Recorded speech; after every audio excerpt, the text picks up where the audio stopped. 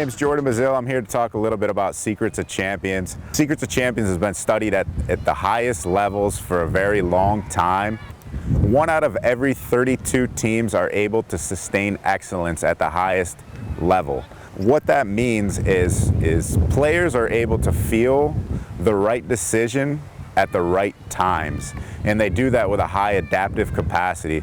And with a high adaptive capacity, this is something that we'll show here in the next few video clips, but that's all about having that right feel at the right times. I'm here today with Shane Snyder. First thing we're going to talk about with Secrets of Champions and stuff that we do is stretching from the ground up and the importance of stretching from the ground up. So what I'm going to have you do, Shane, is take a couple steps backwards, and the first thing is get down on your knees here. Okay, all I want you to do is cross your left foot over your right knee. Okay, once you do that, put that left knee onto the ground and reach out as far as you can. Count to 10 for me while you do that. It's important to have a good stretching routine. This is why we do this, because everything we do in baseball is stretching, is from the ground up. So stretching from the ground up is going to be important to us because that's how you play the game. It's a good foundation for hitting, throwing, and fielding. So that's one aspect of that, okay? So all you're going to do now, Shane, take that right knee and put it over your left knee. Same thing to the other leg. All we're going to do, once again, reach out as far as you can go. You need to be able to stretch those baseball muscles as far as they can go so you can get adequate blood flow into each of those muscles. So that's what we're going to do here. It's a static stretch, a very basic stretch that everybody can do here, and it's stretching from the ground up, and the importance of why we do that. So Shane, go ahead, you can sit up now and get on your butt. Same thing, nothing is standing yet. Everything's going to be straight from the ground up. Go ahead on your butt. Let's put your right leg in, reach out to your left foot. And what we're doing, reach out as far as you can. We want to be able to stretch throughout our range of motion so we can work all those baseball joints and muscles that we're playing. And there's a couple of reasons for this. One is that we're going to be able to prevent injuries. And the second one is that any move you make is going to be easier because you're prepared to do that beyond the move. Go ahead, switch legs, Shane.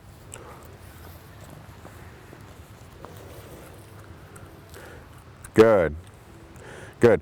So he's going to continue to do this for a few minutes. Okay, once those legs are stretched and he feels that he's comfortable, he's done enough stretching from the ground, that's when he'll end up getting onto his feet. So Shane, go ahead, get on your feet for me. Next thing he's going to do is he needs to stretch his arms. So we're talking about ground up. This is the up portion of this. So Shane, all you're going to do, take that left arm, okay, and reach it over your right side as far as you can go. Take that, put that right hand on the left elbow, and just pull it tight as you can. Just a basic stretch that we all know, that we all can do.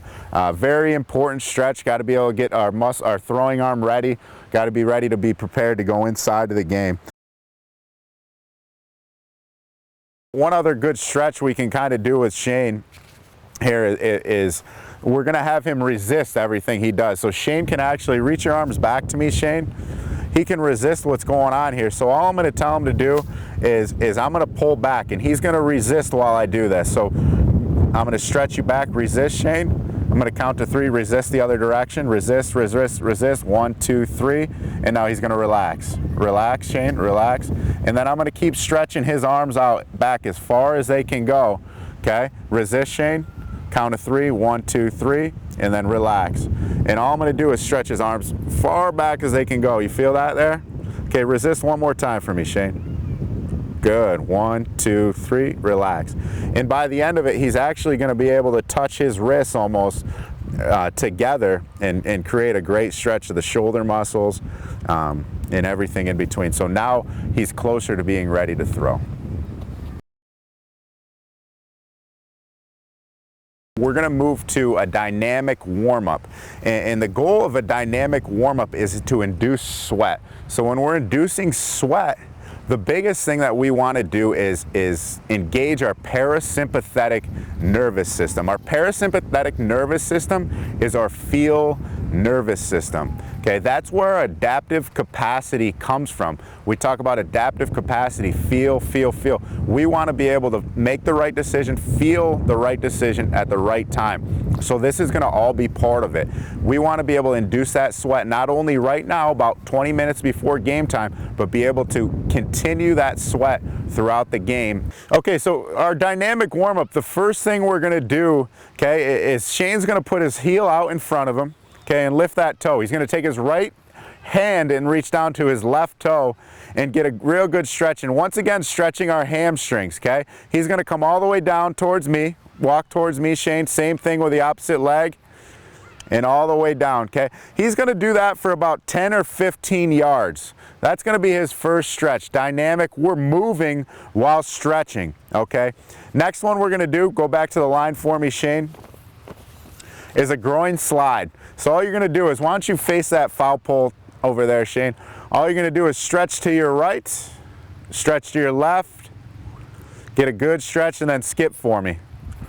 Good, good. And the importance of this is stretching and beginning to induce that sweat. By the end of all this, we're going to get to that sweat, but we want to induce that sweat, run hard for a few minutes, and engage that parasympathetic nervous system, which is our feel nervous system. Good, Shane. You can go back to the line for me. We want to be able to get that feel parasympathetic nervous system working. That's where our adaptive capacity and our playing instinct is going to come from. Okay, so the next thing is, once we do that dynamic stretch, now this is the time where we start to run a little bit. We can start this with something as simple as high knees. So do high knees for me. Make sure we're getting that knee up as high as we can. Just like that. Very good. Back to the line. Good. Okay, and we can do something as simple as karaoke too. Same thing. Let's face the foul pole and do karaoke coming right through me. Very good. Awesome. Awesome. Okay, once we start to work through this a little bit, okay, the next thing we're going to do is start to do some hard sprints. And whenever we're doing a hard sprint, back to the line for me, we always want to do it in a base running stance, in a position that we're going to be using when we're playing the game. Now, once we do our dynamic stretch, to finish that stretch, what we're going to do is we're going to want to do a lot of sprint work so that we can start to induce that sprint activity. And when Shane does this for us, important for him to do it as if he's taking a lead, just like a baseball player. So first thing I want Shane to do here is take a primary lead for us. So take your primary lead as if you're getting off the base. Good. And what he's going to do now is take his secondary lead, just as if he would in the game. Once I say go, Shane, you're going to take off and do this. Take your secondary lead and you're going to sprint through. We're going to do about, hold on one second. We're going to do about 5 or 6 of these stretches, Shane, or these sprints, Shane, so that we can induce that sweat activity and then maintain it throughout the game. So first one, go ahead, you're in your lead, eyes are on our pitcher, just like we're in the game. 2 skips for our secondary lead, go ahead, take off. So once he does this and repeats this process, do it one more time for us, Shane. This is all important for peak performance on any given day. So stretching, once again, is the most important thing that we can do to engage that mind and body connection so that we can perform at the highest level. These are the secrets of champions.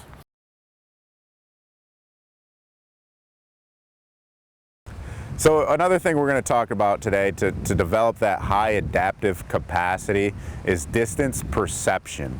So what I'm going to have Shane do today is pick a point about 200 feet away from him. I'm not going to tell him how far it is away from him, but he's going to immediately look at that object, whatever it is. It can be a tree, it can be your classroom inside of the school, whatever you're doing, it's good to be able to do this. But he's going to pick an object. I'm going to be about 200 feet away. And Shane's going to guess how far that object is in front of him, immediately closing his eyes. Okay? Looks, closes his eyes, tells me how far it is. Then I'm going to have him walk it. Okay? First couple times, Shane's probably going to be a little bit off. But once he gets a feel for this and is able to do this, he should be within about 1 foot every single time. And that's going to create a high adaptive capacity. So we're out here at center field. I'm with Shane once again. And what we're going to have Shane do is take a look at second base. Okay, Shane? Take a good look at second base. And as soon as you look at it, okay, don't look yet. As soon as you look at it, I want you to close your eyes and tell me how far away from second base that you think that we are. All right, so go ahead, take a look at second base. Close your eyes. How far away from second base are we, Shane? 210 feet. 210 feet. All right, now what Shane's gonna do is he's gonna walk that distance, okay, and see how far away that we're gonna be.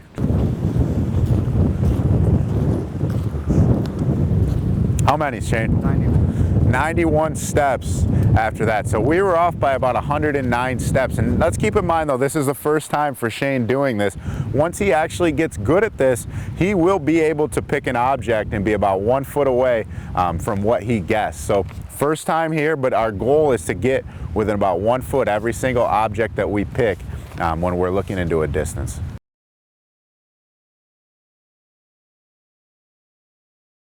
So the next thing we're going to talk about today is directional feel. All right, same idea. Okay, we're going to have Shane throw 3 balls with his eyes open, and we're going to note where the balls landed. So I'm going to tell Shane 2 feet right, maybe a little bit off that one. And what he's going to do after that is throw 3 more balls with his eyes closed. This is all, once again, to be able to create feel. Feel is very important when we're playing the game. These are all part of secrets of champions, okay? A champion should actually, by the end of it, to take a baseball, throw that ball to third base with his eyes closed and land it right around the base, all right? So Shane's first gonna do it with his eyes open, 3 balls, and then he's gonna close his eyes for 3 and repeat the process. As I mentioned before, we should be able to do the same thing with our eyes closed as our eyes open. That's feel. So here we are, we found a point about 200 feet away from us once again, and Shane's gonna first with his eyes closed, throw that ball towards third base. So go ahead, Shane, throw the ball towards third base, eyes open.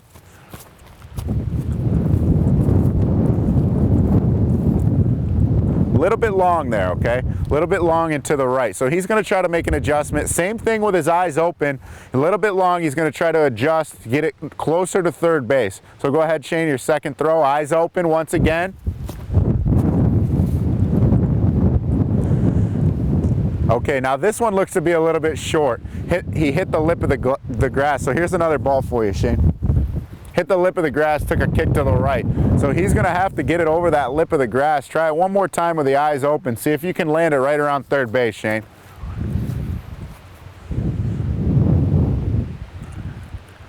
Okay, once again, a little bit long on the 3 throws with his eyes open. So now we're gonna do the same thing with his eyes closed. He's gonna try to demonstrate this too. We're gonna throw it with our eyes closed, talk about where the throw was and see if we can make the adjustment. Once again, our goal is to be able to make that throw with our eyes closed and land it right around third base. So go ahead, Shane, you can take 1 ball at a time here. Okay, go ahead, get into a throwing position right around here. Okay, face third base.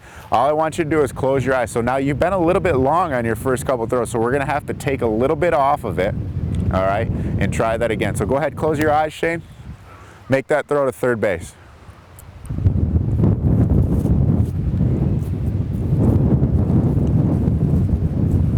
All right, here's another ball. We missed a little bit left. It looks like we're about 15 to 20 feet to the left and long. So with our eyes closed, let's first have a plan for what we're gonna do, okay? Our plan is to throw the ball right around third base, okay? See yourself doing it, we're gonna commit to it. It's what we call PCD, plan, commit, see it done. So have the plan of how you're gonna do this. We missed a little bit left. We have to make the adjustment to miss to the right now. Commit to it, see it done. Now go ahead. What's your plan here, Shane? Tell everybody what's your plan here. Land it on third, on a roll. Land it on third base. So once again, his plan is to land it on third base, okay? Close your eyes and see it done. See it done. Are you committed to your plan first? Now see it done, go ahead. Land it right around third base. Good throw. Perfect. Much better. Right at third base, slowing down right around the base. Good job. Having a plan, committing to it, seeing it done, and land it right around third base. So now we just got to make the adjustment a little bit right. Take a good look at third base, close your eyes. Okay, see it done. Go hit third base.